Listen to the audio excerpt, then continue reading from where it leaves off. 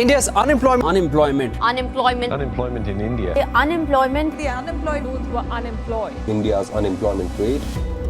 Life कभी भी पलट सकती है। आपने सुना होगा किसी रिलेटिव या दोस्त के ले ऑफ के बारे में, और आपका पहला थॉट था वो तो काफी इंटेलिजेंट था, हार्ड वर्किंग था, उसके साथ कैसे हो गया?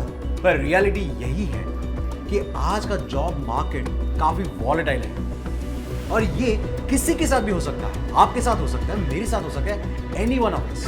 एक ही में और सैलरी बंद। और तब पता चलता है इमरजेंसी फंड सिर्फ फ्यूचर के लिए एडवाइस नहीं होती, ये एक्चुअली लाइफलाइन होती है। लेट्स डाइसेक्ट कि एक सेपरेट इमरजेंसी फंड क्यों इंपॉर्टेंट है, उसमें कितना अमाउंट रखना चाहिए, उसे कैसे बिल्ड करते हैं, और क्या मिस्टेक्स नहीं करनी चाहिए। सबसे पहला, let's talk about why you need a emergency fund. क्योंकि बहुत सारी चीजें ऐसी होती है जिनको हम प्लान नहीं कर सकते, जैसे एक्सीडेंट, डेथ या इंजरी। इनके अगेंस्ट हम इंश्योरेंस ले सकते हैं, चाहे हेल्थ इंश्योरेंस हो, लाइफ इंश्योरेंस हो या कोई और इंश्योरेंस। इंश्योरेंस एक फॉर्म का इमरजेंसी प्रोटेक्शन है, लेकिन हर चीज इंश्योरेंस कवर नहीं कर सकता। मान लीजिए आपकी जॉब चली गई और आपको नई जॉब ढूंढने में 3 महीने लग गए। ऐसे में आपके मंथली खर्चे तो रुकने नहीं वाले, ईएमआई नहीं रुकेगी, बच्चों की स्कूल फीस नहीं रुकेगी, आपकी मंथली ग्रोसरीज भी नहीं रुकेगी। यहां इमरजेंसी फंड का रोल आता है। आप ऐसे अनफॉर्चुनेट सिचुएशन के लिए पहले से प्लान कर सकते हैं, और स्पेशली 2026 में यह और भी जरूरी हो गया है कि आपके पास एक इमरजेंसी फंड हो, और इसके लिए आपको 2E फॉर्मूला पता होना चाहिए।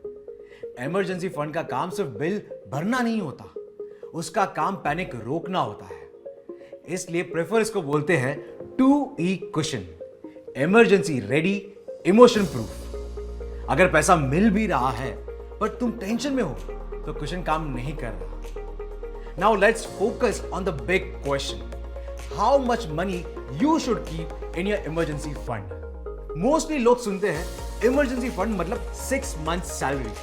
अच्छा लगता है सुनने में, बट सच ये है कि ये एक one side fits all answer नहीं है, क्योंकि हर किसी की लाइफ अलग है। अगर आप सिंगल हो, खुद ही खर्चा चलाते हो और आपके ऊपर कोई डिपेंडेंट नहीं है, तो बफर थोड़ा हल्का भी चलेगा। मंथली एक्सपेंसेस 50,000 है तो 3 मंथ्स का कुशन अराउंड 1.5 लाख काफी होता है। अगर आप शादीशुदा हो और आपके बच्चे भी हैं तो आपके लिए ज्यादा बफर नेसेसरी है।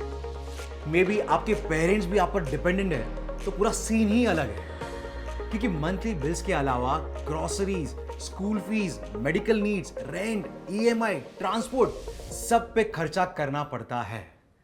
यहां 6 to 9 मंथ्स की सेफ्टी बेटर लगती है। तो अगर आपके एक्सपेंसेस 1 to 1.5 लाख तक है तो 6 to 13.5 लाख का बफर फीस देता है। बिजनेस ओनर्स और सेल्फ एम्प्लॉयड प्रोफेशनल का इनकम तो काफी इरेगुलर होता है, कभी इनकम ज्यादा तो कभी जीरो, और कभी कभी सीजन के हिसाब से एक्सपेंडिचर काफी बढ़ भी जाता है, या फिर मार्केट डाउन है तो इनकम भी डाउन होती है। यहां 9 to 12 मंथ्स के एक्सपेंसेस की कुशन बेस्ट होती है। तो अगर आपके मंथली एक्सपेंसेस 2 लाख है तो रफली 18 लाख से 24 लाख आपके कैश फ्लो को स्टेडी रखता है during an emergency. Bottom line, आपका इमरजेंसी फंड आपके एक्सपेंसेस के हिसाब से बनेगा, इंटरनेट के ब्लैंकेट रूल से नहीं। क्या आपको अपने इमरजेंसी फंड कैलकुलेट करने के लिए एक चीट शीट चाहिए? Then head to the link in the comments. अब क्वेश्चन ये है कि इमरजेंसी फंड सही तरीके से बिल्ड कैसे करें। यहां से वीडियो का सबसे इंपॉर्टेंट पार्ट शुरू होता है। चलो प्रैक्टिकल हो जाते हैं। पहला स्टेप, छोटा स्टार्ट करो। पहले से ही 2 से 3 लाख की सोच मत रखो, शुरुआत 10 से 20 हजार रुपए से भी हो सकती है। फिर मंथली टारगेट सेट करो, 2,000, 5,000, जो मैनेजेबल हो। उसके बाद सबसे powerful trick, automation.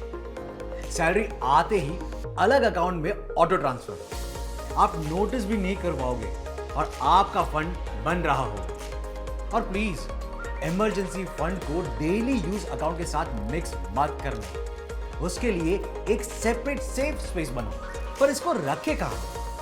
High interest savings, SVEEP इन एफडी या लिक्विड फंड, पर सबसे इंपॉर्टेंट बात, ये लिक्विड होना चाहिए और पेनल्टी फ्री होना चाहिए, और ऐसे टाइम पर होना चाहिए जब आपको उसकी अर्जेंट नीड हो, जैसे सैटरडे रात के 2 बजे हॉस्पिटल में, when you know कि बैंक मंडे को खुलेगी but you need the money immediately. Slow and steady चलेगा और धीरे धीरे एक दिन आपको लगेगा अरे वाह, ये तो काफी बड़ा क्वेश्चन बन गया।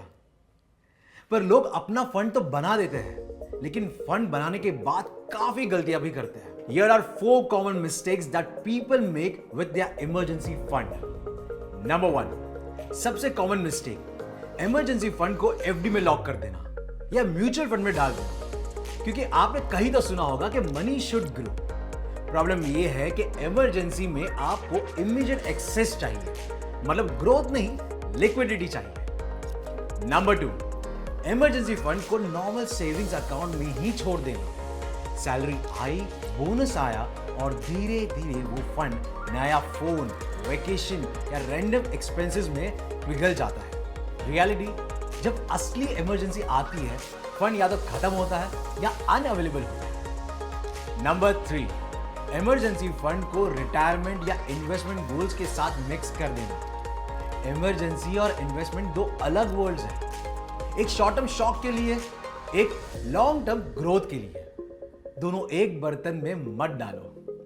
And lastly, the most foolish mistake, कभी कभी लोग फैमिली को बताना भूल जाते हैं कि इमरजेंसी फंड रखा कहाँ है।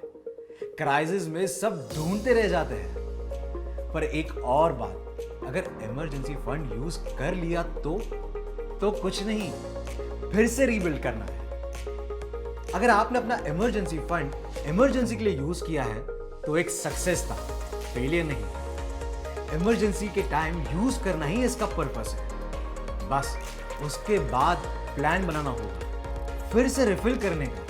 धीरे धीरे मंथली कंट्रीब्यूशन वापस स्टार्ट करो, फिर से ऑटोमेशन लगा दो, सेम प्रोसेस फिर से फॉलो करो। सैलरीड हो तो रिफिल थोड़ा फास्टर हो सकता है, सेल्फ एम्प्लॉयड हो तो बफर थोड़ा बड़ा रखो, 9 to 12 मंथ्स तक का। और सबसे इंपॉर्टेंट, इमरजेंसी के बाहर इस फंड को हाथ मत लगाओ। Don't misuse it.